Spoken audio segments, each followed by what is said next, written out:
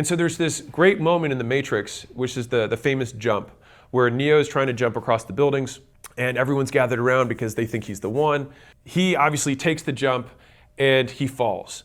And they're like, what does it mean? What does it mean? And Cypher, who ended up eventually being the Judas of this, says, everybody falls the first time.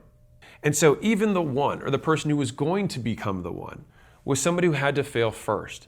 And I love that because everyone falls the first time. Your first business is very unlikely to be your last business.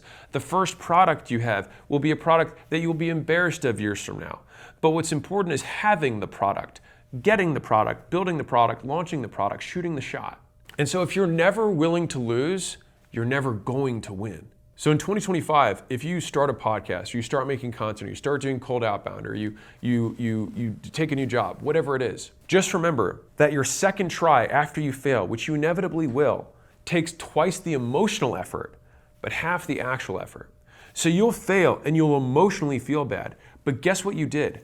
You actually gripped your hands on the unknown, and you go from unknown optimism to known pessimism. So it's like, okay, now I know what it takes. I now have realistic expectations of what is required in order to be successful. And although it may be bigger than I originally thought, I now can quantify what is required to win. And so here's the thing. The best entrepreneurs in the world have the biggest failure resumes.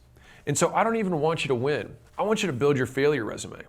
And so if you're like, oh, it must be easy for you to say, I lost money on my first 2 real estate deals I ever did. Almost lost all the money I put in. I've lost money on crypto when I put it in years ago.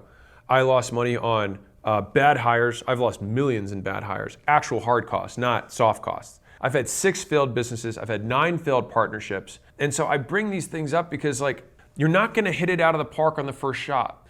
But the crazy thing about how success works is that you only need to win once. That's the crazy part, is you only have to win once. I'll read you this quote from Jeff Bezos, which is what I started my first book, $100 Million Offers, with. We all know that if you swing for the fences, you're gonna strike out a lot, but you're also gonna hit some home runs. The difference between baseball and business, however, is that baseball has a truncated outcome distribution. When you swing, no matter how well you connect with the ball, the most runs you can hit is 4.